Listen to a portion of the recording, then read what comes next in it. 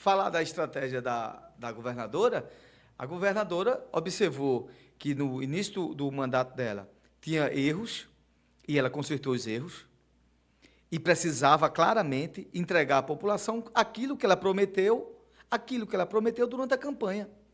E ela fez isso. E eu criticava aqui que nada acontecia. Quantas vezes aqui eu não critiquei que o Hospital da Restauração não funcionava, estava caindo nos pedaços. O Otávio de Freitas, eu apelidei do Matadouro de Freitas, porque quem fosse lá, a gente tinha que orar e pedir a Jesus para que o cara saísse salvo de lá. As estradas de Pernambuco, uma porcaria, toda a malha rodoviária não servia de nada. A segurança era uma desgraça. Aí você está dizendo, Jadel, mas está tudo bom agora? Não, não tem nada bom. Mas ela está buscando acertar. E não foi com dancinha de TikTok, não. Né? E, em paralelo a isso, nós tínhamos um candidato que não dizia que era candidato, era o prefeito de Recife, que dançava, né, coloria o cabelo, fazia isso e tal. Ninguém pode dizer que ele é um mau prefeito. Ninguém pode dizer que ele é um mau prefeito. Ele é um bom prefeito em Recife.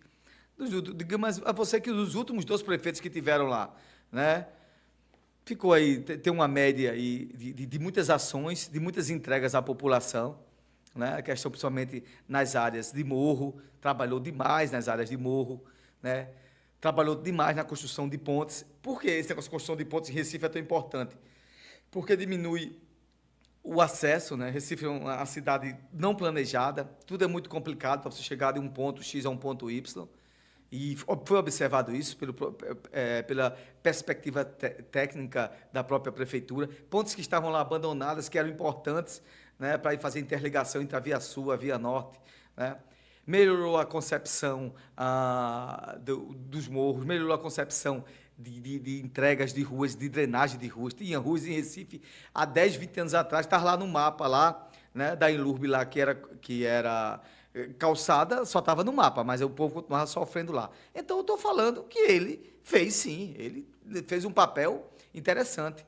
É um prefeito espetacular? Não, é um prefeito acima da média, pouca coisa, e que mostra, fez muitas entregas de equipamentos à população, né, moradia popular. Então, ele como prefeito de Recife, um bom prefeito.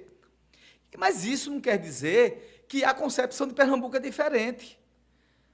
A governadora pegou 180 municípios que estavam precisando da mão visível do governo do Estado, que há muito não acontecia. Todo mundo sabe que o governo Paulo Câmara foi uma desgraça. Nada acontecia. E aquilo que estava no papel, para você ter uma ideia mesmo, deixa eu ver a governadora falando, e aí eu conheço, no município de Angelim, no Sertão, teve uma ponte lá que foi dada a ordem de serviço 8 vezes no governo Paulo Câmara. Você já pensou você dar a ordem de serviço numa coisa 8 vezes e nada acontecer? Era um descaso, né?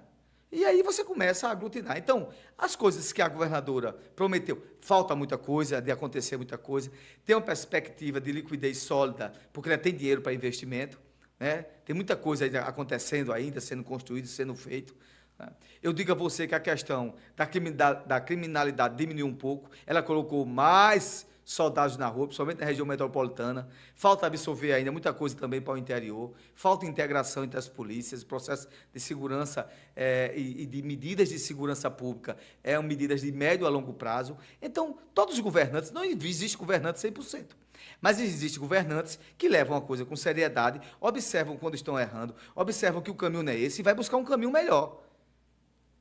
Por isso que a população de Pernambuco, por isso que a população de Pernambuco observou isso na governadora e disse, poxa, ela está lutando. E você vê, ela é 24 horas, a governadora de um canto, do outro, entregando, cobrando dos seus assessores, né, dos seus colaboradores, para que as coisas aconteçam. Ela é uma pessoa séria, né? Raquel é uma pessoa séria, uma governadora séria, uma governadora honrada.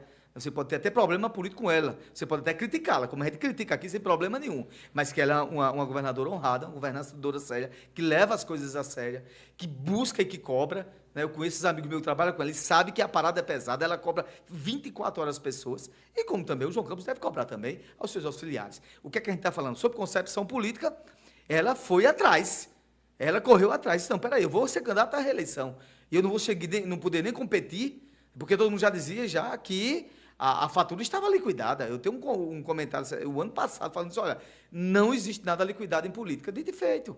Existe hoje competitividade. E eu digo isso com muita propriedade. Ontem mesmo, né, entregando uma ponte lá que vai de Areias para Imbiribeira, da região metropolitana, eu estava olhando pela imprensa, o discurso do João Campos já é outro, diz que respeite os adversários. Olha, ele não falava disso.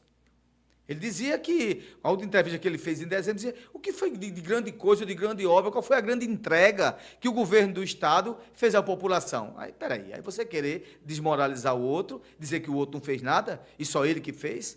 Então, veja só, o discurso já mudou. Você sabe por que mudou? Porque os números estão se mostrando que estão ficando diferentes. Os números estão mostrando que há competitividade, empate técnico até as eleições, e a eleição vai ser disputada voto a voto. Né? Ou pode haver até um derretimento da oposição. E a governadora avançar mais ainda. Tudo pode acontecer. De repente a população vê, pô, bicho, peraí.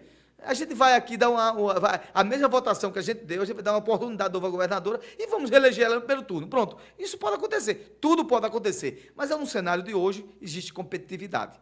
Como ninguém acreditava que quando a Raquel tinha 40, que Raquel tinha uma diferença, tinha 20 pontos, e João Campos 60 e alguma coisa, 40 e tantos pontos, ninguém acreditava que a governadora Raquel ia estar no patamar que está hoje. Então, a governadora, objetivando a pergunta que foi feita a nós, uma pergunta tremenda, eu gostei demais, pergunta muito bem feita, muito bem aplicada, o que é que se disse? A governadora correu atrás para acertar e dar certo. E o prefeito João Campos continuou na sua zona de conforto. Tanto é que continuou na zona de conforto que não avançou mais estatisticamente dentro dos percentuais. Ele fez o dever de casa em Recife, e Recife tem muita coisa para ser feito, mas não foi um mau prefeito. Ele vai sair agora, dia 2. Foi um mau prefeito? Não foi um mau prefeito. Fez muitas entregas, muitas coisas que são relevantes, né, que são prioritárias e que tinham uma necessidade imperativa para a população. A governadora continua trabalhando e ajustando tudo aquilo que não foi feito. Então, ela teve que organizar as coisas, né, para que tocar. E você sabe, todo governo, né, quando é de ruptura, não é de continuidade, você tem que dar um ajuste nas coisas, se integrar, saber o que está faltando para fazer, para começar a tocar as coisas. Então, ela foi atrás, sem dancinha, sem TikTok, sem nada, e correu atrás. Né? Então, eu digo a você, por isso que quem deu a resposta foi o povo. Várias pessoas dizem, poxa vida, eu estou vendo um esforço da governadora tremenda em a coisa dar certo. E ela está sendo absolvida, tendo a receptividade da população pernambucana por causa disso. É dessa forma que eu entendo.